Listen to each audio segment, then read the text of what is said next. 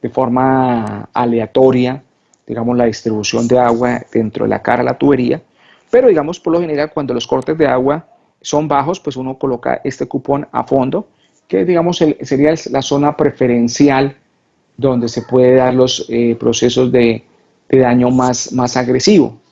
¿Y por qué lo hago ahí? Porque lo que a mí me interesa es mirar la peor condición de ubicación, de tal manera que si algo le pasa a mi cupón en esa condición, pues yo voy a hacer la extrapolación a que eso le puede estar sucediendo a la pared de mi tubería.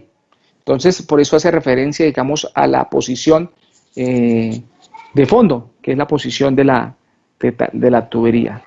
Bien, vamos a mirar entonces acá que está el registro de la masa inicial, es decir, tan pronto se fabricó el cupón, ¿sí? Estaba en condición perfectamente, digamos, en una preparación superficial de metal blanco. Entonces, estos cupones se fabrican, digamos, se hacen los cortes, se hacen, digamos, rectificados, se pulen, digamos, las caras, y esto se hace una preparación superficial que es sandblasting, que es un chorreado de arena, que hace que, digamos, el cupón quede con un color grisáceo muy bien definido, perfecto, digamos, en la parte superficial. Entonces queda muy bonita la terminación de ese cupón. O sea, no es un metal cualquiera recortado, digamos, burdo, sino que es un cupón, tiene, digamos, esa condición de superficies homogéneas, porque lo que me interesa a mí es mirar el problema de corrosión que se dé por la acción del medio, ¿cierto? Y no que coloque un cupón donde ya desde antes de instalarlo ya se estén evidenciando problemáticas porque no ha tenido un manejo correcto los cupones. Entonces, en ese sentido, voy a tener, digamos, todas las precauciones para que las cosas se den de la mejor forma.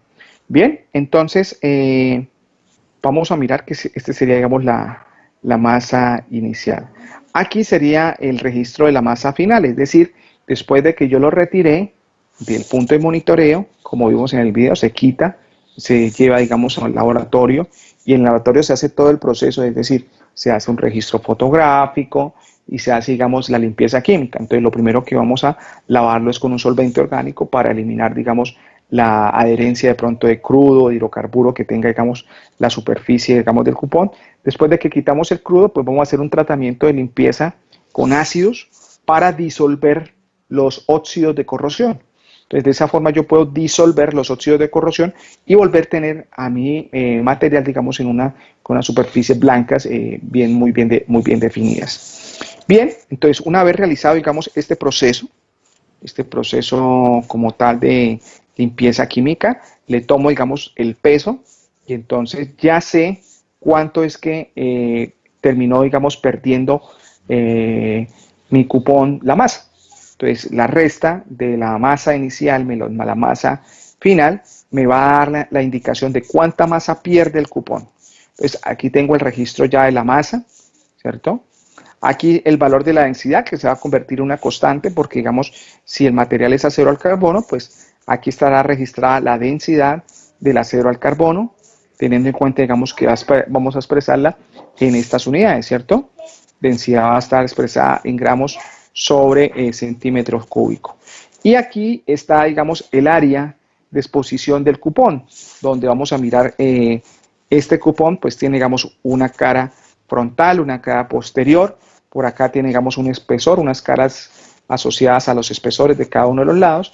Y la sumatoria de esas caras, de esas áreas, es lo que me da, digamos, el área de exposición del cupón. Entonces, ya aquí con toda la información que yo tengo, puedo determinar la velocidad de corrosión, ¿sí? Entonces, a partir de esta ecuación, ¿sí? Entonces, vamos a mirar acá de qué forma.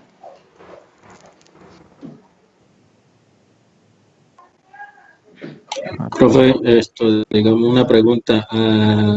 Digamos, dependiendo del desgaste, uno decide si se hace el cambio del cupón o de la tubería. No, el cupón siempre se debe cambiar, ¿sí? Porque el cupón usted, por decirlo de alguna forma, usted lo usa una vez y no se puede volver a usar. O sea, usted lo saca y ya una vez usted lo retira, ya ese cupón no puede volverse a usar en la tubería, tiene que instalar siempre uno nuevo, ¿sí? Lo que sí podemos hacer es que después de que yo determine la velocidad de corrosión, voy a generar este reporte, pues voy a comparar qué tanto problema me está mostrando, digamos, la tubería. Y ahí sí se toman acciones. Entonces, es posible que la corrosión sea tan agresiva, ¿sí? Y entonces, vamos a mirar, primero calculemos la velocidad de corrosión y después hablamos de qué sucede o qué se hace cuando, digamos, nos registramos una alta velocidad de corrosión. Entonces, miren estos datos y calculen ustedes la velocidad de corrosión. Copien esta fórmula, 2,227 por 10 a la 4, que multiplica a W, que es la pérdida de masa, ¿sí? Sobre área de exposición, tiempo de exposición en días y densidad del material, ¿cierto? Entonces aquí en este bien, 2.227 por 10 a la 4, que multiplica a la pérdida de masa sobre el área, el tiempo y la densidad, ¿de acuerdo? Entonces ya con esa fórmula que ustedes están mirando ahí, calculen cuánto les da la velocidad de corrosión con estos datos, ¿de acuerdo?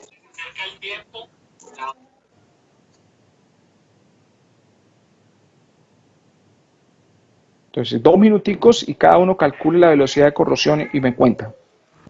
Profe, W es el delta de la masa, ¿verdad? Sí, señor.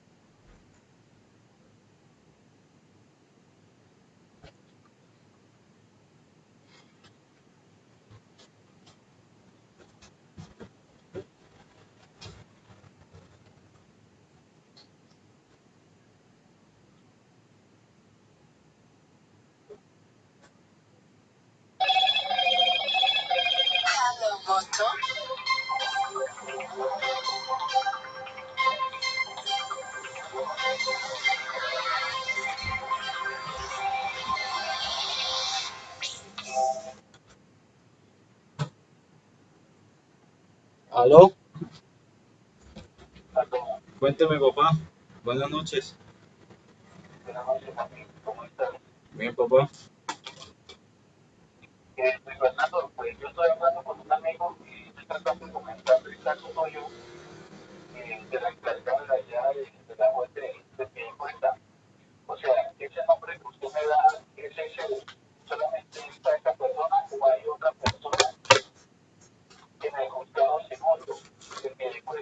Supuestamente eso es que hay varios que lo van rotando, pero solo tengo el nombre de esa persona.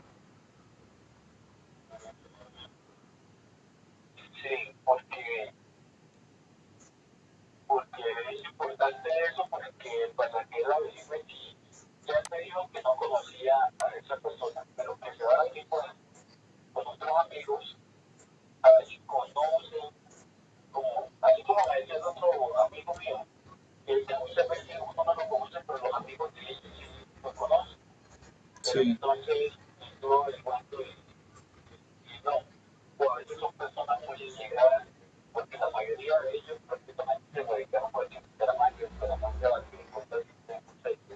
sí. Delta de masa. Sí, sí.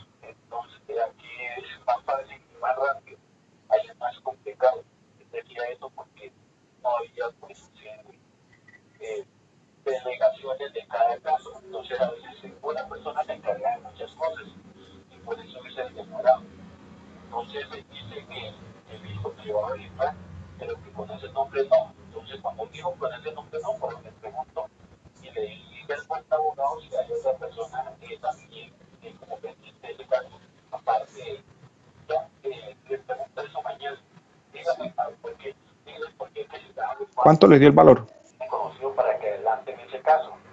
Sí, sí.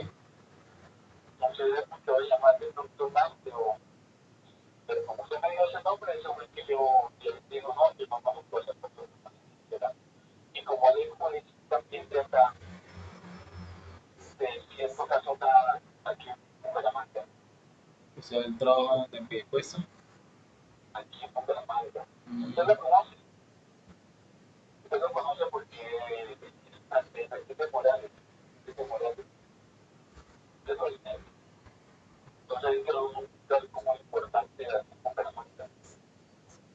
sí,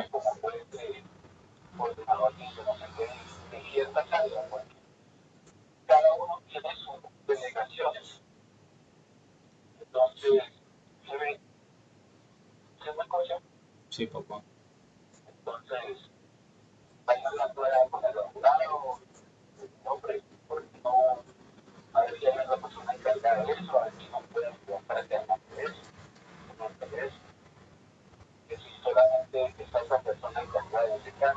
Sí. Papi, o ustedes, o mejor o mejor demandamos de una, o mejor demandamos, ¿usted qué me recomienda?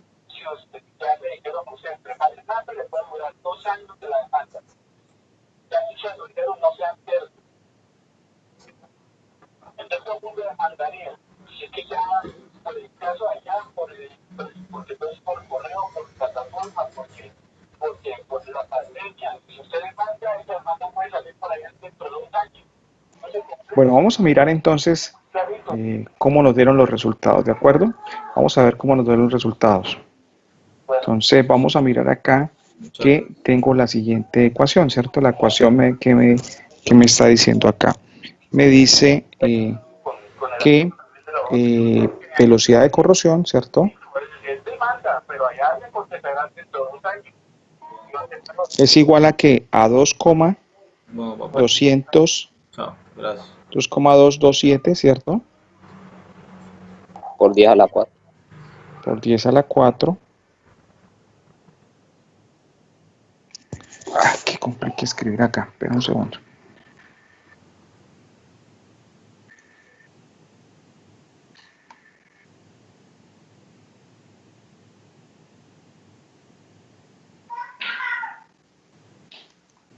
Listo. 2,2.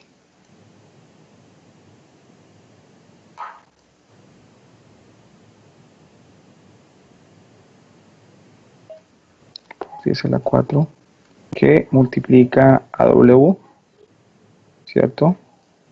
Todo esto dividido en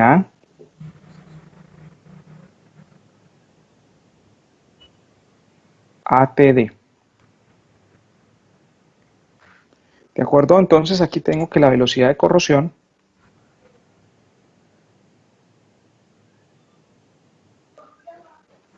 va a ser igual a que a 2,227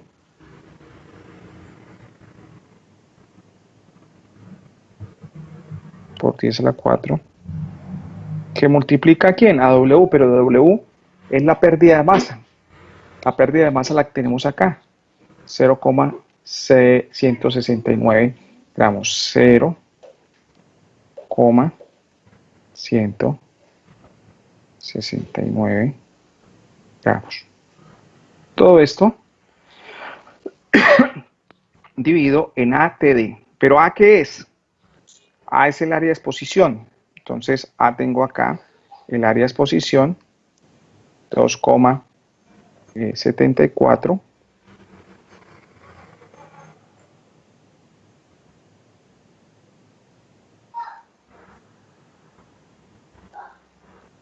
2,74 que multiplica a quién? A T, que es el tiempo en días, 27.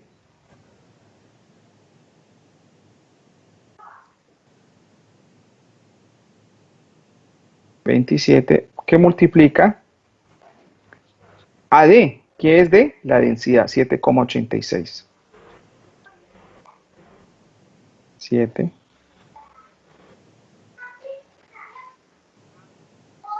7,86. Bueno, créame ahí que ahí dice 7,86. Entonces, cuando yo aplico ya la operación aritmética, Ingeniero, disculpe, ¿el T qué significa? tiempo en días. Listo.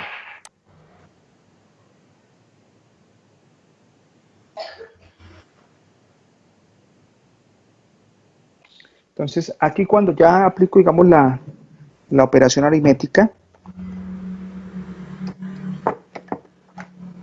¿cuánto le registra a ustedes el valor? 54. 6.47. Sí, señor.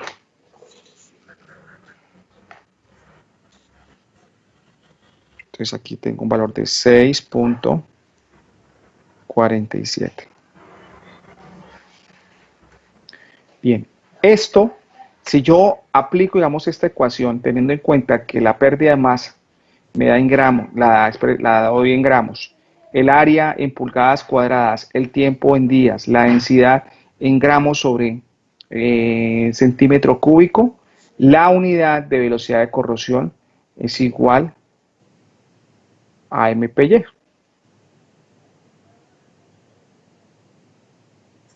MPY. ¿Qué significa MPY? Milésimas de pulgada por año. Entonces, milésimas de pulgada sería, digamos, es como si me indicara, digamos, cuánto es la pérdida del espesor, ¿sí?, de esa lámina en un año. Esa sería, digamos, la interpretación. Entonces, aquí me está diciendo que pierde 6.47 milésimas de pulgada por año. Ahora, listo. Ahora nosotros hemos determinado esa velocidad de corrosión. Y la pregunta es, bueno, ¿cómo sabemos si ese valor a mí que me está mostrando ahí es alto, es bajo, me afano, no me afano? ¿Qué hago? Entonces vamos a mirar ahora acá que existe una normatividad que es esta, la NEI 0 RP 0775. Entonces, esa norma tiene, digamos, unos criterios. Y hay dos tipos de criterio. Está el criterio de corrosión generalizada, ¿sí?, y está el criterio de corrosión por picadura. Nosotros en lo que estamos haciendo con el cupón siempre vamos a tener en cuenta los criterios generalizados, de la corrosión generalizada, ¿sí?, del desgaste generalizado.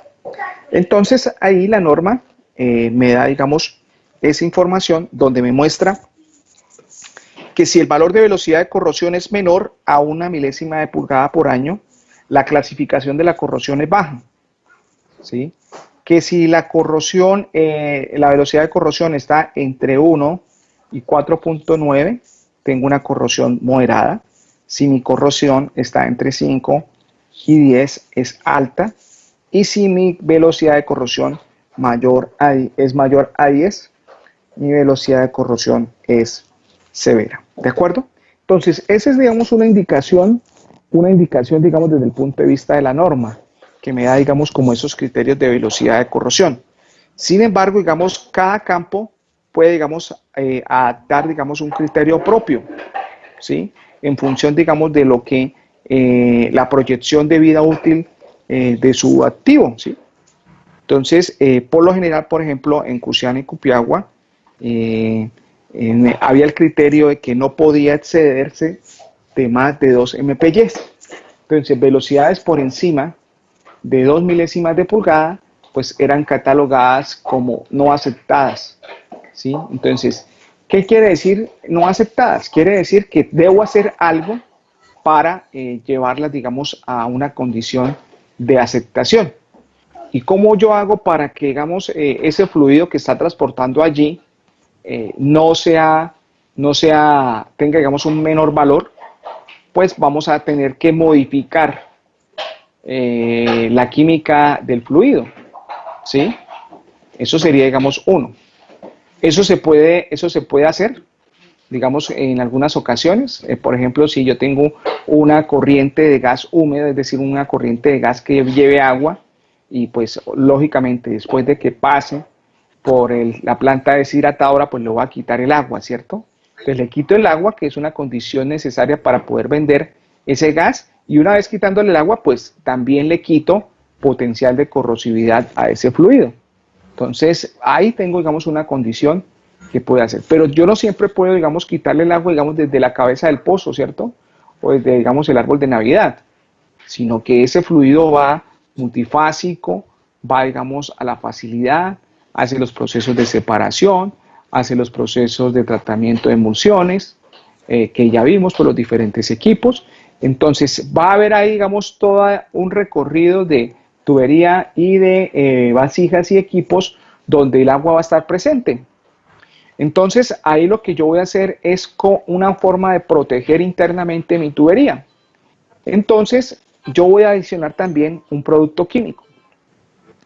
Y ese producto químico va a funcionar como si fuera un recubrimiento interno, es decir, como una capa protectora en la pared de la tubería internamente. Y eso es lo que se conoce como los procesos de inhibidores de corrosión. Entonces, los inhibidores de corrosión no es otra cosa que un producto químico que se adiciona al fluido, el cual voy a querer que se distribuya uniformemente, digamos, sobre las paredes de la tubería, y de esa forma me genera, digamos, como una película de protección. Es como si yo le colocara, digamos, por ello que se asemeja como si fuera un recubrimiento.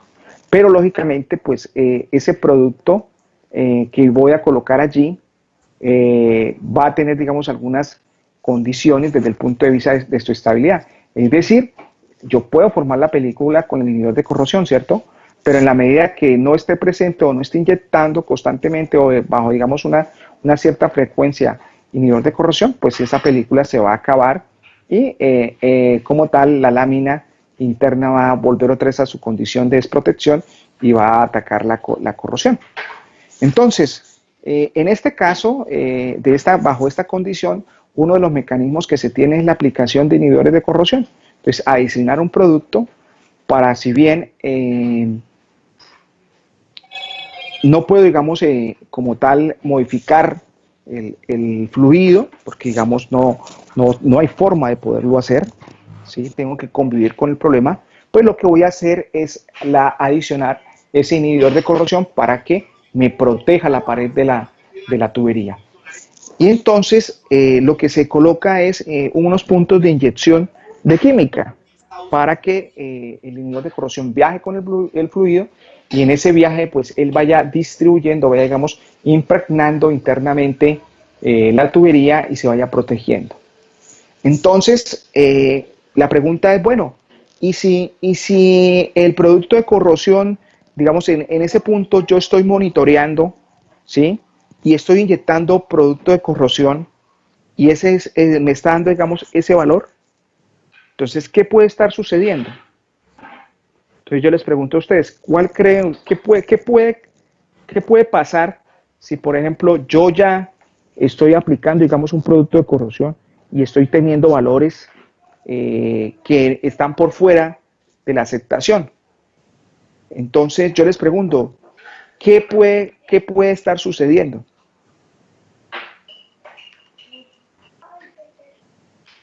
¿Qué se les ocurre?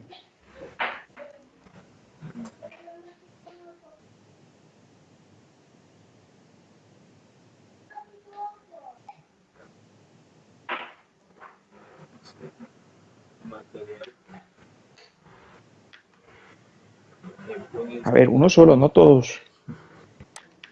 Ingeniero, ¿me puede repetir de nuevo la pregunta? Bueno, estamos determinando la velocidad de corrosión. Estamos diciendo que la velocidad de corrosión se salió del criterio. Bueno, me está dando, digamos, en categoría alta. Yo ya estoy, digamos, en ese punto como tal. Yo ya implementé una inyección de... Entonces, estoy inyectando inhibidor de corrosión. Entonces, yo esperaría que la velocidad de corrosión no fuera ese valor que me dio, porque está siendo muy alto. Yo les pregunto, ¿qué explicación puedo dar o qué hipótesis de explicación podría dar bajo esa, digamos, esa premisa? Que me está dando una alta velocidad de corrosión y yo estoy garantizando que, pues, tengo punto de inyección de química. ¿Qué podría estar pasando? Yo diría que el inhibidor de corrosión no está cumpliendo con su trabajo. Bueno, ese podría ser una condición, ¿cierto? Es decir, el producto químico que estoy inyectando o que me está proveyendo, digamos, una empresa proveedora del químico como tal, no está cumpliendo, digamos, su función. Entonces, si no está cumpliendo su función, puedo tener digamos, dos porqués, ¿sí? Entonces, una es que la calidad del producto no es el adecuado, ¿cierto? Aquí la calidad del producto no cumple con calidad. Es malo el producto. Dos, estos productos por lo general son productos que son unas diluciones, es decir, no son, digamos, es un producto que tiene, digamos, un ingrediente activo y que tiene, digamos, un vehículo en el cual se disuelve.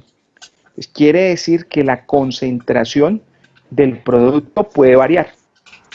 Entonces, digamos que por efecto de economía, es como cuando yo le echo más, al azúcar. ¿cómo decirlo? Cuando le echo más agua a, a la limonada, ¿sí? Más agua a la limonada. Lo que hago es echarle más agua para hacerla rendir más, pero Sí. la calidad de la limonada cambia, ¿cierto? Es decir, la cantidad de limón y de azúcar o bueno, de endulzante en función de, digamos, de la cantidad de agua varió, entonces la concentración varió. Entonces, esa puede ser, digamos, otra circunstancia por la cual el producto, digamos, no esté cumpliendo. Entonces, ahí se generan, digamos, una serie de seguimientos. En campo, por lo general, siempre hay, digamos, un responsable del producto químico, ¿sí? Y por otra parte, pues están las personas de corrosión que deben garantizar, digamos, como el seguimiento. Entonces, cuando eso se presenta, pues se genera unas reuniones, pues hay reuniones de seguimiento donde se expresa, digamos, esas condiciones y se muestra. Entonces se le llama la atención al de química, porque el de química debe garantizar de una u otra forma que el producto que se esté aplicando corresponda a la necesidad.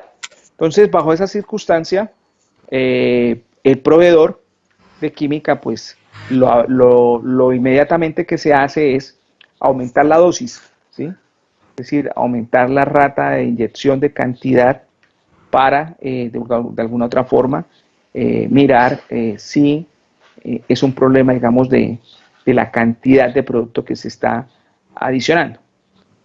Bueno, eso sería, digamos, en cuanto al producto, pero puede haber otra condición que me esté generando, digamos, esa dificultad.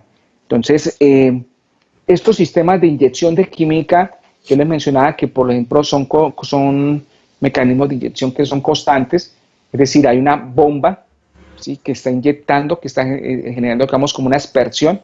Entonces, imagínense ustedes internamente que hay un dispositivo, un tubo, ¿sí?, y hay un difusor que constantemente, digamos, inyecta la bomba en tanta cantidad por minuto y hace, digamos, el rociado de ese producto químico, digamos, al fluido, ¿sí? Entonces, ¿qué sucede a veces? Que a veces no es problema del producto, ¿sí? No es problema de la concentración, sino que hay un problema desde el punto de vista de la condición mecánica del sistema de inyección y bombeo, ¿sí? Entonces, hay afectación, digamos, sobre el patín de inyección. Entonces se le llama patín porque, digamos, tiene varios componentes. Digamos, está el tanque como tal, de tal manera que tengo, digamos, ahí la disponibilidad de producto. Regálame un momento.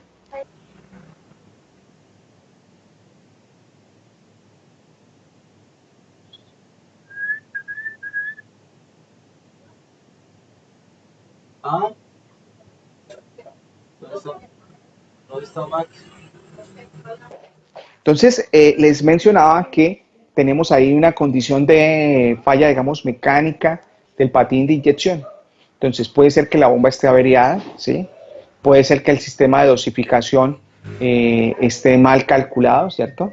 Entonces, en vez de estar dosificando, por ejemplo, 5 litros, 5 galones por día, el setting del mecanismo de inyección no sea 5, sino que esté ubicado en 3. Entonces, está mal, digamos, accionado, digamos, el nivel de concentración de inyección.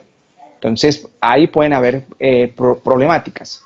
Otra problemática que puede haber, bueno, tengo bien la química, tengo bien la concentración, digamos, mi sistema de inyección está en buenas condiciones de operatividad, digamos, la dosificación es la que corresponde. Entonces aquí ya viene desde el problema desde el punto de vista de suministro de energía. Entonces, recordemos que en algunos puntos de inyección, pues hay dificultades desde el punto de vista de que el suministro energético no es constante. Entonces, sobre todo en los pozos, digamos, en la parte de las facilidades, pues digamos, el suministro de energía está ahí constantemente funcionando y hay un sistema de respaldo, de tal manera que si se cae, digamos, el fluido, digamos, hay una planta que sustituye o un mecanismo que sustituye, digamos, la generación de la energía. Entonces, en ese sentido, vamos a mirar que en los suministros o los cortes de energía, digamos, en los pozos, donde se puede dar esta condición, pueden afectar, porque si se va el suministro de energía y se demora, digamos, en retornar varias horas, pues va a haber un lapsus de tiempo ahí, ¿cierto? En el cual no se inyectó producto. Entonces, en ese lapsus de tiempo fue posible que el fluido haya actuado de forma muy agresiva sobre el cupón y me esté generando, digamos, esa condición de altas velocidades.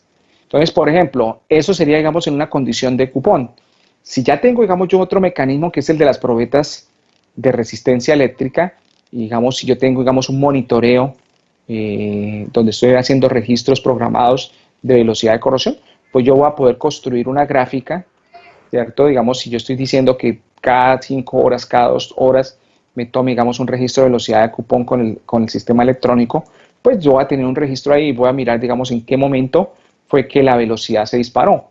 Pero estamos hablando, digamos, aquí en el caso del cupón. En el caso del cupón, pues pueden ser esas las circunstancias. Vamos a mostrar, los quiero mostrar acá, a ver si lo puedo hacer, digamos, la norma que rige, digamos, las condiciones de instalación, retiro, como tal de los cupones de corrosión. Vamos a ver si...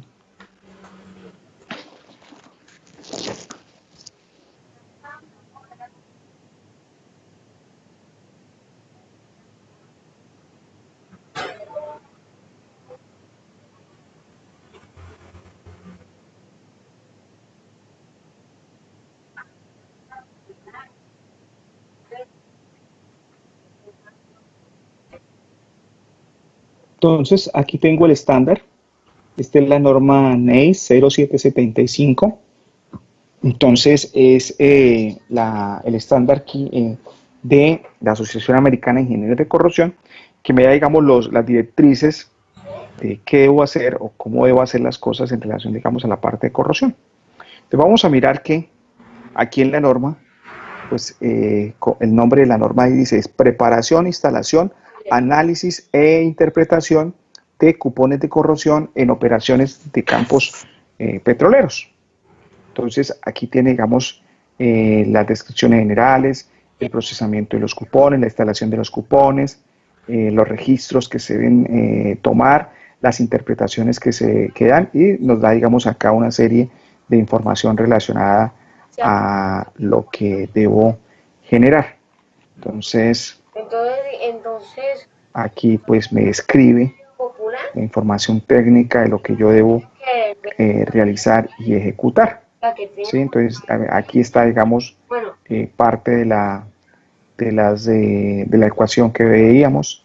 ¿Sí? Aquí simplemente está expresado, digamos, en otras unidades. Si se dan cuenta, aquí pues hay un cambio, digamos, en el factor, porque aquí yo voy a expresar mi velocidad de corrosión en milímetros por año, ¿sí? Entonces, por eso aparece este valor. Ya aquí el SAL que nosotros hemos manejado, para que me dé valores de milésimas de pulgada por año. Entonces, aquí me da, digamos, los valores de densidad de los diferentes materiales, ¿sí? Que nosotros hemos usado 7.86, que es el del acero al carbón, pero yo puedo tener tuberías, por ejemplo, de acero inoxidable. Entonces aquí está, digamos, las tuberías de los diferentes aceros inoxidables, o si voy, digamos, a refinería, pues yo puedo encontrarme con otros tipos de materiales, ¿cierto? Por ejemplo, un cobre, un bronce. Entonces aquí están las densidades asociadas a otros tipos de materiales, porque yo puedo colocar materiales de cupones de otros materiales, ¿sí? Entonces, por ejemplo, aquí está el sí, magnesio como tal. Entonces aquí me está dando la información relacionada para poder hacer los cálculos. Pues me está hablando, digamos, de los tipos de cupones que pueden existir. Entonces los cupones tipo disco. Mire, Fecho, mire, lo que puede hacer es esto. Cómo se instalan un cupón de corrosión, ¿sí? Entonces, realmente acá la forma como yo instalo, digamos, los cupones tiene que ser de esta forma, ¿sí? No, digamos, de forma paralela, digamos, al cupón, no que el fluido se estrelle, digamos, con la cara más ancha, sino que el fluido pueda, digamos, quedar inmerso, digamos, en las platinas, no, digamos, que se estrelle para no afectarlo mecánicamente. Recordemos que internamente, pues, hay unas condiciones de presión que pueden de alguna u otra forma pues afectar el cupón. Acá digamos los sistemas, el sistema tipo plug, ¿sí? ¿Qué más tiene, digamos, acá la norma? Con un companero solar, ahí tiene wifi gratis durante todo el día. Bueno, acá alguna explicación. Bueno, aquí me da, digamos, unas indicaciones de dónde debo instalar mis puntos de monitoreo, ¿cierto? Entonces, la idea es que aquí me dice dónde la velocidad de fluido sea, digamos, la más baja. Entonces, por ejemplo, acá, si yo tengo esta condición acá, aquí va a haber un punto bajo, ¿cierto? Entonces, aquí, digamos, hay una probabilidad donde, digamos, se puede dar la condición más agresiva. Entonces, la idea es que mi facilidad de cupones la instale, digamos, donde, digamos, tengamos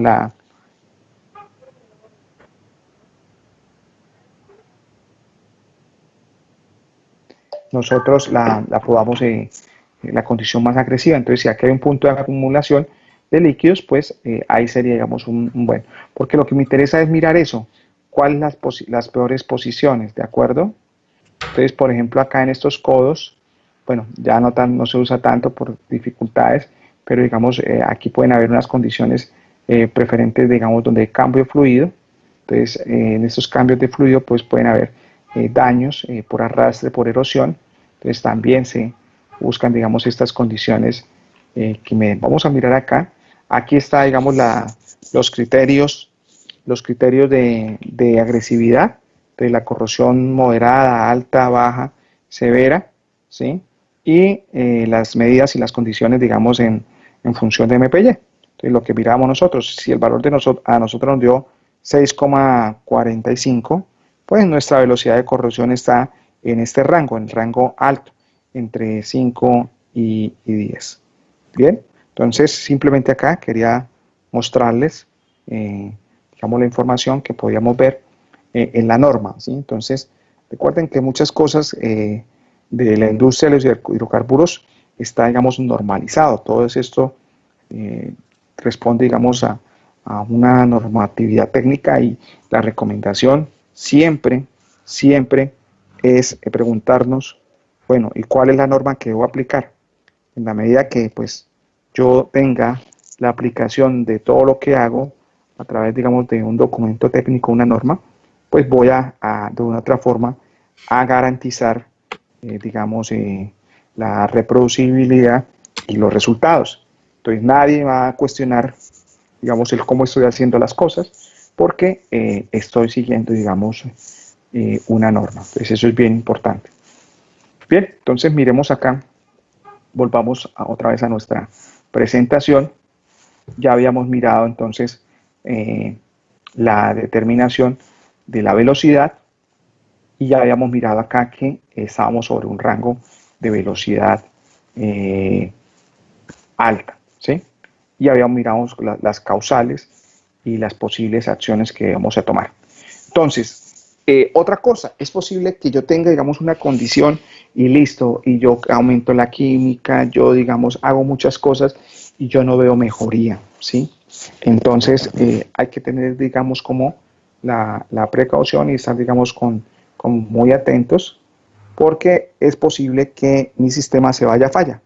Es decir, yo estoy mirando que tengo problemas, ¿sí? Que estoy teniendo problemas de corrosión, entonces eso me pone en alerta porque en cualquier momento puede ser que se me presente por ahí un pitting, una ruptura, digamos, por alguna parte y me vaya a falla. Entonces, si yo sé que eso me puede ocurrir, pues tengo que tener, digamos, la respuesta, digamos, a poder atacar, digamos, la condición de la emergencia, es decir, poder hacer los mantenimientos lo más rápido posible o mirar si necesito hacer, digamos, una inspección. Eso es otra cosa que se hace. Entonces, por ejemplo, yo estoy viendo, digamos, mi condición que es muy agresiva, ¿sí? Y entonces a mí me preocupa, ya estoy haciendo cosas y no mejora. Entonces ya lo que yo voy a generar es un monitoreo o una inspección de espesores. Entonces ya es hacer, digamos, una medición puntual, digamos, sobre el circuito donde, digamos, ese fluido está recorriendo, digamos, la línea o el equipo y hacer una inspección de espesores. Entonces mido los espesores pues, con técnicas de ultrasonido. Bueno, ahí hay técnicas muy básicas, muy sencillas y otras más elaboradas, de tal manera que eso me va a permitir mirar qué tanto se está desgastando, digamos, el tubo, ¿sí? Porque el cupo me da una medida indirecta de lo que le puede estar pasando al tubo, pero ya la inspección de los espesores a través de ultrasonido, ya lo que voy yo a mirar es cómo está mi tubo, ¿cierto? Entonces yo mido los espesores en mi tubería y ahí, pues, si encuentro, digamos, pérdidas muy grandes, ya entonces generó la alarma y es posible que tenga, digamos, que hacer de planta un reemplazo de una tubería para garantizar de que no se genere ruptura. Entonces hago un mantenimiento programado. Entonces va a depender, digamos, de muchas variables, muchas condiciones, pero lo importante es, si yo soy el responsable, pues gritar, es decir, reportar todas estas circunstancias de tal manera que, pues, que digamos, el balón no me quede en mi cancha, ¿cierto? Ir escalando, digamos, la circunstancia. Y que todos estén de preaviso, de tal manera que todos estén avisados de que hay un problema ahí, que hay que actuar. Bien, ahora vamos a mirar que otros mencionábamos nosotros que podíamos determinar lo que es la velocidad de corrosión a través de cupones de corrosión, de cupones, pero que también vamos a tener otra forma de determinar la velocidad de corrosión y es a través de mecanismos electrónicos, ¿sí? Entonces vamos a tener dos tipos de determinación de velocidad de corrosión a través de mecanismos electrónicos. Entonces uno de ellos, es que está ahí, entonces se llaman las probetas de resistencia eléctrica, se conocen con las siglas ER, resistencia eléctrica, probetas de resistencia, y ellas me van a determinar la pérdida del metal con el tiempo, midiendo, digamos, el incremento de la resistencia electrónica de un electrodo conforme a su área transversal. Entonces aquí yo tengo, digamos, un dispositivo, tengo este dispositivo,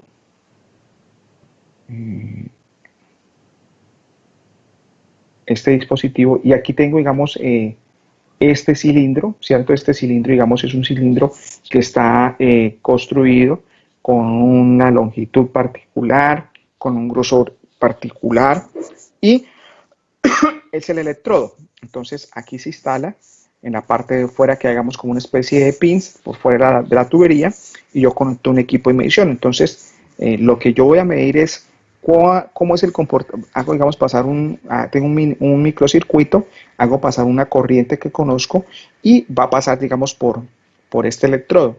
En la medida que ese electrodo yo voy a conocer inicialmente su resistencia, en la medida que el electrodo se vaya corroyendo, se vaya deteriorando, pues yo voy a poder identificar que va a haber cambios en la resistencia. Y esos cambios en la resistencia pues se van a traducir a valores de corrosión. Entonces, de esta forma yo puedo determinar y medir, digamos, lo que es la velocidad de corrosión a través de sistemas de resistencia eléctrica. Bien, entonces de esto, digamos, hay diferentes tipos, ¿sí? Diferentes características de probetas. Entonces vamos a mirar que están la wire loop, las tube loop, las strip loop, las cilíndricas, las spiral loop. Entonces aquí también, digamos, es importante este tipo de cosas. Hay que también apoyarnos mucho en lo que son los proveedores, ¿sí? Son los proveedores porque, digamos, los proveedores, digamos, tienen, digamos, la información de tecnología, de las nuevas tecnologías que se van desarrollando, ¿sí? Y también vamos a mirar, por consiguiente, que van a haber recomendaciones. Entonces, vamos a tener que algunas son más sensibles para, digamos, sistemas donde tengo fluidos gaseosos, otras van a ser de mejor desempeño, dependiendo, digamos, de la salinidad del agua. Entonces, aquí es muy importante, digamos, tener, digamos, un diálogo bastante, digamos, cercano con los proveedores, de tal manera que se haga la mejor selección desde el punto de vista de la probeta, ¿sí? Para garantizar, digamos, la mejor selección, Entonces, ¿qué vamos a tener en cuenta? Que, digamos, las probetas o estos mecanismos electrónicos no están diseñados para monitorear la picadura. Entonces, es decir, ellos no me van a permitir tener información de la morfología de daño. ¿Por qué? Porque este dispositivo nunca se saca, es decir, se coloca cuando se instala y ya, digamos, cuando me registra algún dato, digamos, desfasado, algún dato, digamos, inconsistente, pues hay que retirarlo y cambiarlo porque seguramente ya se desgastó este electrodo, pero no se retira. Entonces, mientras que el cupón sí. Entonces, en la parte del cupón yo puedo identificar, digamos, la morfología de daño, cómo se va deteriorando. Voy a mirar cómo están los bordes, si se está generando, digamos, picado, si se está, digamos, corroyendo muy rápido. Puedo incluso hasta tomar muestras de la corrosión que se está generando, digamos, en la superficie. Entonces, eso es una ventaja del cupón, que me da, digamos, morfología de daño. Puedo mirar la morfología de daño, mientras que la parte de las probetas, pues, no me da, digamos, esa sería una deficiencia. Lo bueno de las probetas es que si yo quiero medir hoy la velocidad de cupón, llevo mi dispositivo, me conecto y tengo, digamos, un dato. Si mañana, pasado mañana, entre 15 días hago lo mismo, pues puedo tener un dato. En el cupón, pues tengo que esperar un tiempo prudencial, ¿cierto? Dependiendo, digamos, del tiempo que he diseñado, 20, 30, 40, 50 días, para retirar el cupón, analizarlo y tener, digamos, la información. En las probetas, pues es un poco más expedito este tiempo, pero aún así los cupones siguen, digamos, siendo, digamos, bastante relevantes porque son muy dicientes y es una información valiosa que me da y la puedo, digamos, ver tangiblemente.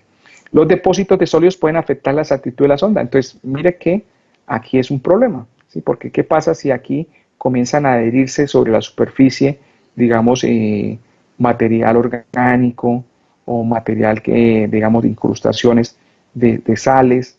Pues va a alterar la medida, ¿cierto? Entonces es posible que esté registrando condiciones de velocidad cuando realmente hay, digamos, un problema de incrustaciones y de contaminación del electrodo.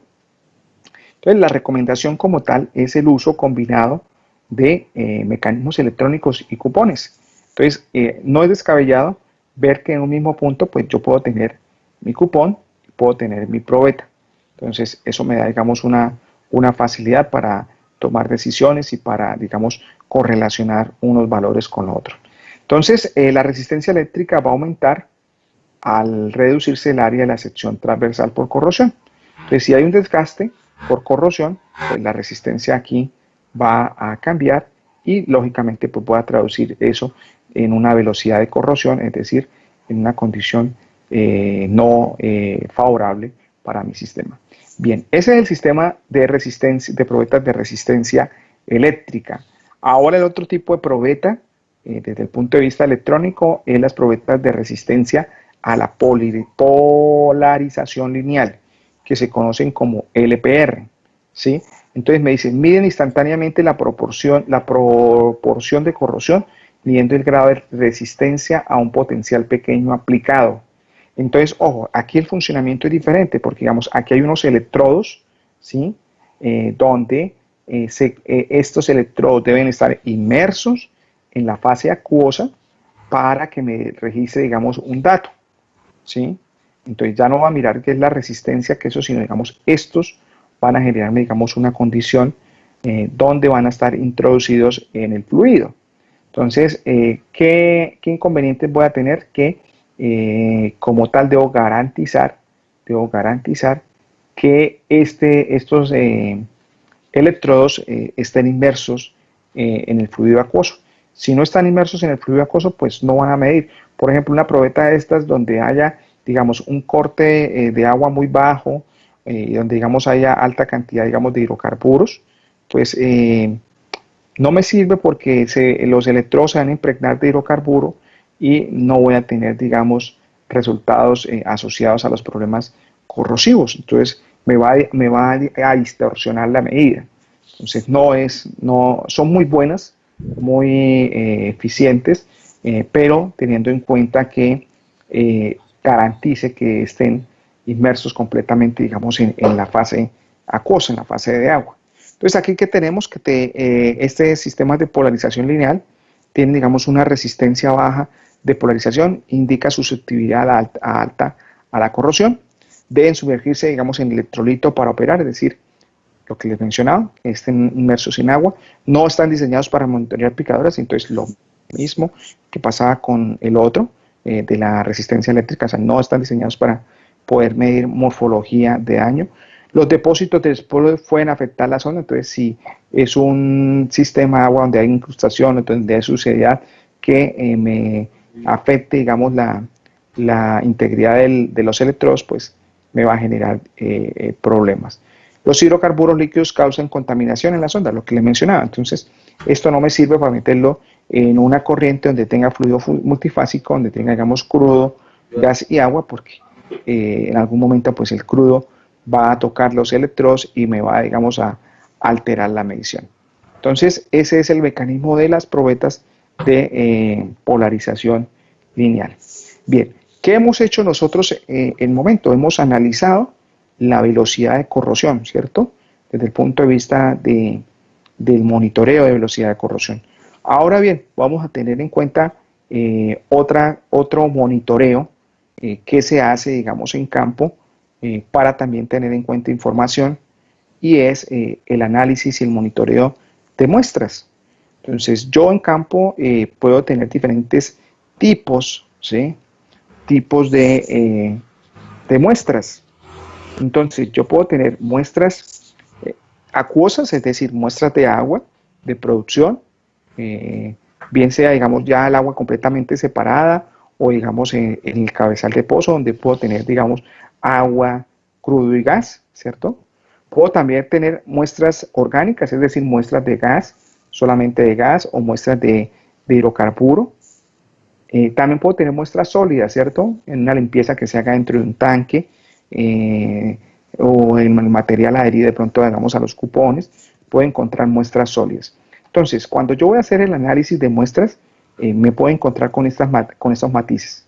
Muestras acuosas, muestras orgánicas, muestras sólidas, incluso a veces combinación de las dos, ¿cierto? Yo voy y tomo la muestra y me sale tanto agua como hidrocarburo, entonces se me forma ahí, digamos, o una emulsión o, digamos, dos fases separables. Entonces tengo que darle manejo para poder separar esa agua, separar esa parte orgánica, y dependiendo, digamos, lo que quiera y lo que esté necesitando, pues analizo.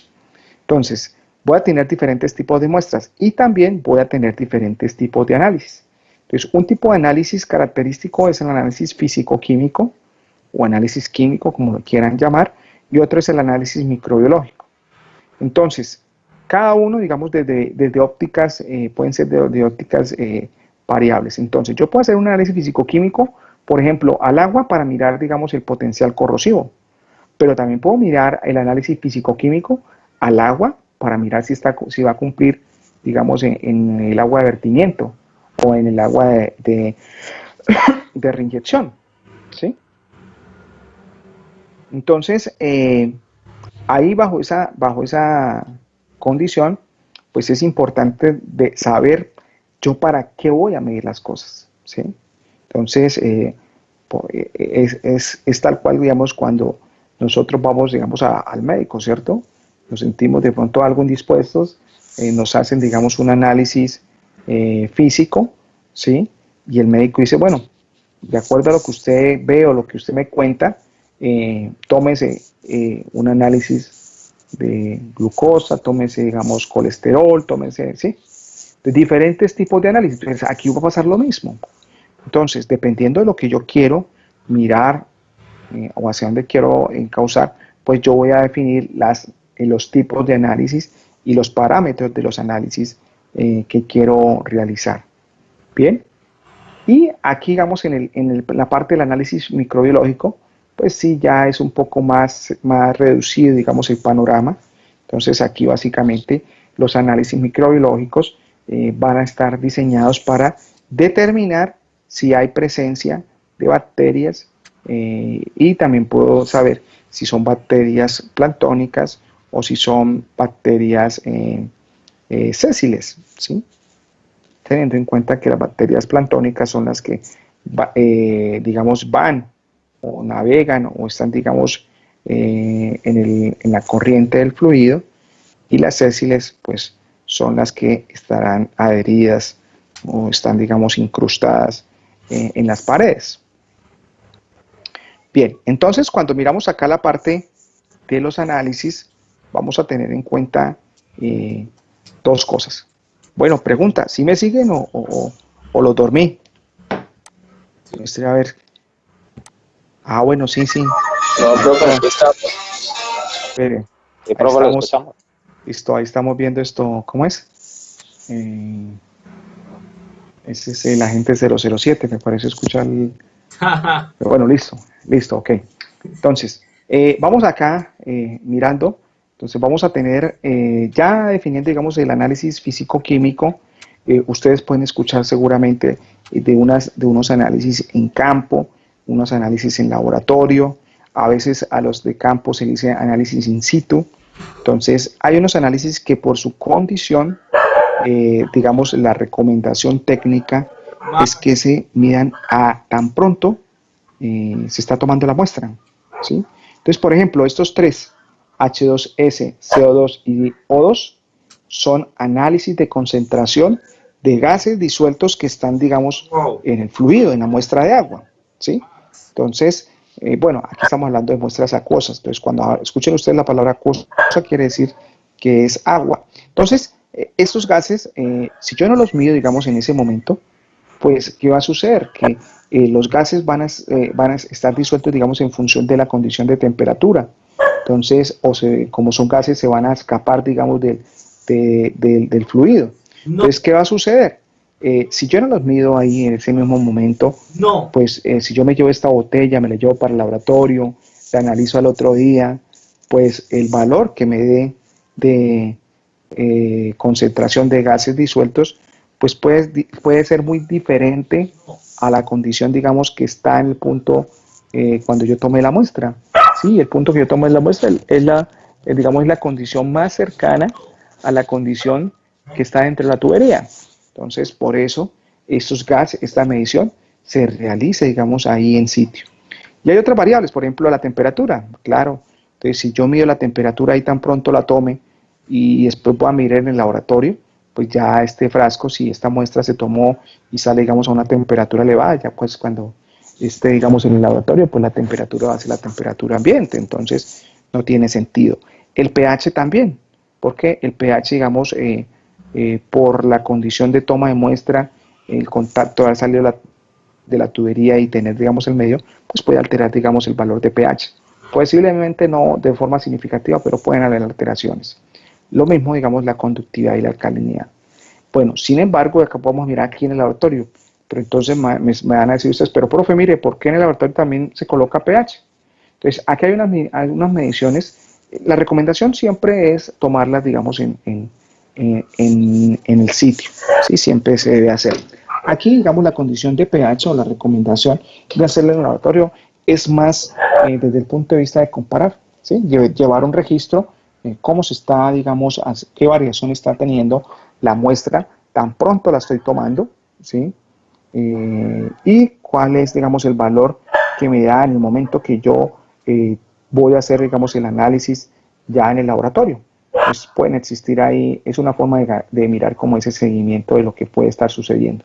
Entonces las otras variables que tenemos allí van a estar, va a ser el cloruro, los sulfatos, ¿sí? La concentración de hierro, las durezas, la concentración de los sólidos. Pues estos son parámetros que yo puedo determinar también en el laboratorio y me dan información. Entonces, ojo, cuando yo mido los cloruros y sulfatos, pues aquí me estoy midiendo, digamos, la mayor composición de lo que son las sales. ¿Sí? La gran mayoría de sales o de las salmueras están constituidas en cloruros o en sulfatos.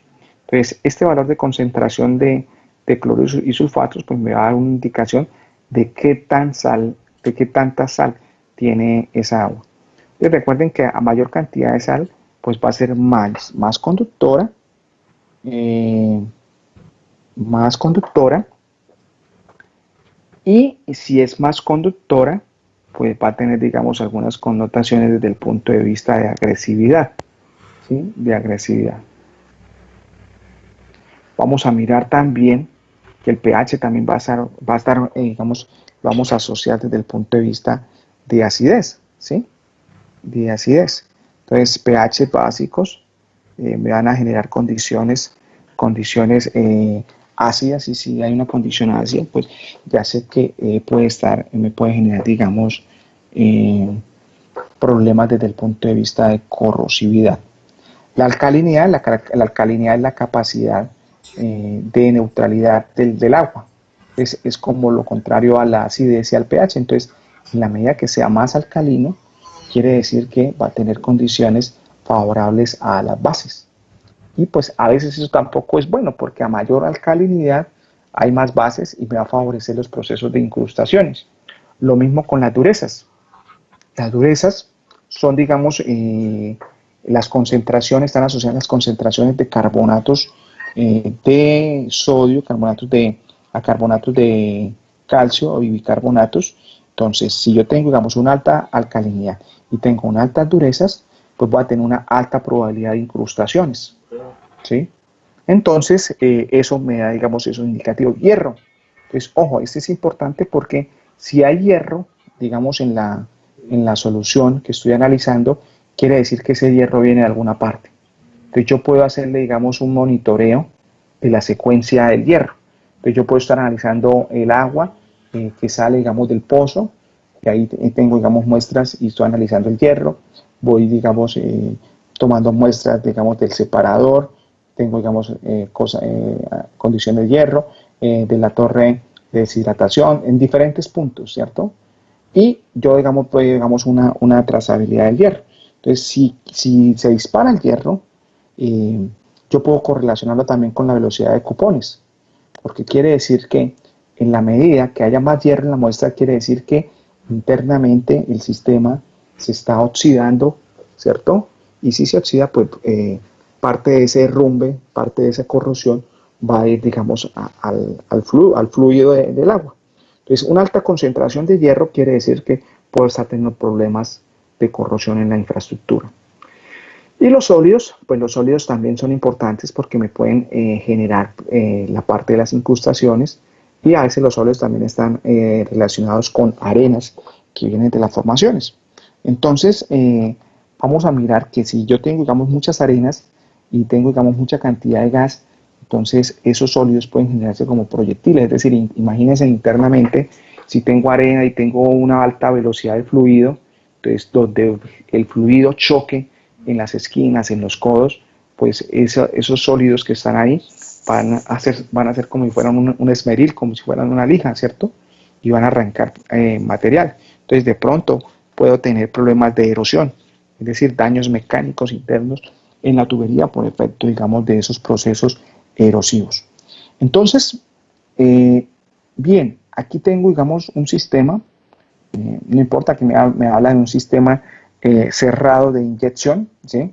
Donde, digamos, tengo un circuito de mi fluido, ¿cierto? Entonces, mire, Aquí tengo agua a tratar, aquí hay la inyección de un producto químico que es el clarificador, aquí hay un tanque de estabilización, después de ese tanque de estabilización puede encontrar una bomba, ¿sí? Aquí digamos hay una unidad de flotación, aquí digamos hay una bomba también para que me genere digamos como una recirculación. Aquí voy a mirar también que sale de acá, va otra bomba, va un filtro, y aquí digamos a un tanque de almacenamiento, una bomba, y aquí ya digamos se va para los pozos inyectores. Pues bien, lo que puedo mirar acá, o lo que puedo digamos analizar digamos bajo estas circunstancias, es lo siguiente. Entonces, si yo pongo digamos acá una velocidad de corrosión, ¿cierto? Y aquí digamos tomo una muestra, y por acá también coloco un cupón de corrosión y tomo una muestra, y eso es lo que se denomina, digamos, como el monitoreo. Entonces, dependiendo, digamos, de lo que suceda, por ejemplo, acá en la parte del sistema de filtración, si estoy filtrando, quiere decir que a la salida debe haber menos cantidad de material particulado que a la entrada, ¿cierto? Entonces, aquí un parámetro que yo puedo establecer para mirar la eficiencia del sistema de filtración es el análisis de sólidos. ¿Cuántos sólidos tiene presente aquí antes del sistema de filtración y cuántos sólidos después? Pues lo lógico es que después me dé menos, pero si me da más, ¿qué quiere decir? Que este sistema de filtración no está cumpliendo su función, está fallando, algo puede estar sucediendo, ¿sí? El lecho filtrante acá puede estar averiado, puede estar dañado. Entonces, toda la información del análisis químico es muy importante, y hay que tener en cuenta también todos este tipo de cositas. Mira acá que dice inyección de químicos. Mire este cóctel que se le coloca acá: secuestrantes de oxígeno, inhibidor de corrosión, inhibidor de incrustación vesión. Entonces mire que hay un montón de química que yo le estoy metiendo ahí, y tengo que saber si está siendo efectiva, ¿sí? Y que esté cumpliendo su función, y que no me vaya a generar, digamos, secuelas o problemas secundarios. Entonces, esto es, mirar, digamos, esto desde este punto de vista es como si usted fuese, digamos, el médico, ¿no? Y, digamos, el sistema fuera su paciente. ¿Sí? Entonces usted tiene que mirarlo con ojos de análisis, de mirar qué le está doliendo, que primero tiene que conocer qué es lo que sucede, digamos, en el proceso, porque si usted no sabe para qué sirven los procesos, pues difícilmente usted va a poder tener, digamos, un concepto, digamos, una orientación adecuada para saber qué es lo que debe hacer. Entonces primero tiene que conocer los sistemas. Entonces, cuando ustedes estén en campo desarrollando una actividad, pues primero estudien el proceso, miren qué son los fluidos que entran, qué son los fluidos de que salen, miren las condiciones operacionales, sepan, digamos, de cuáles son los materiales con los que están fabricados los elementos. Es decir, entre más ustedes conocimiento tengan del sistema, pues ustedes van a tener un mayor aporte, digamos, a las soluciones, ¿sí? Y de hecho, pues eso es lo que lo hace a uno diferenciador, digamos, en un cargo, en la medida que usted sea más propositivo y digamos, pueda, digamos, orientar la solución a los problemas, pues usted se hace una persona que es indispensable, una persona que, digamos, valorada, digamos, profesionalmente. Entonces, aquí simplemente lo digo porque es importante conocer el sistema y analizarlo, ¿sí? Entrar, digamos, con un pensamiento crítico de lo que está sucediendo. Y muy importante también no caer, digamos, digamos, en la rutina, en hacer las cosas por hacer. A veces acá, en esta parte de análisis químico, de todo el seguimiento que se hace, pues es muy fácil caer, digamos, en que como esos son análisis que se hacen de rutina, ¿sí? Es decir, hay que hacerlos o hacerlos. Es decir, si uno tiene, digamos, montado un sistema de calidad, de gestión, de corrosión, de integridad, pues hay que hacerlos independientemente que, digamos, las condiciones me den bien, porque eso es un buen resultado, es la forma como yo puedo medir cómo está mi desempeño.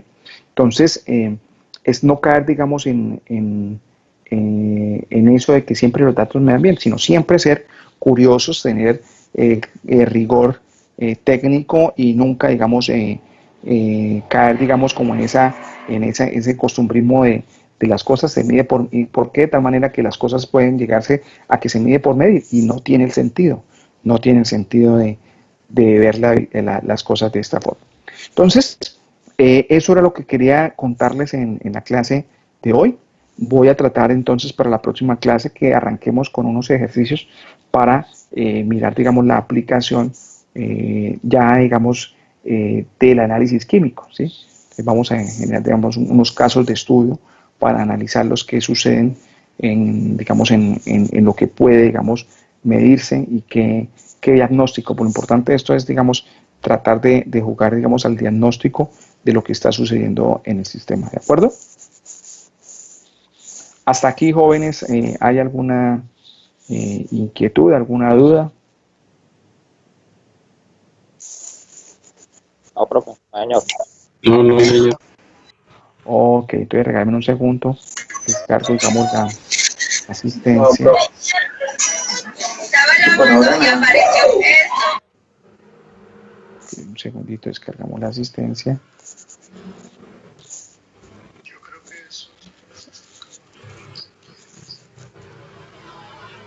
Un segundito. Listo.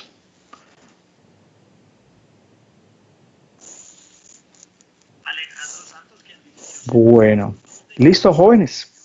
Entonces, les agradezco su asistencia.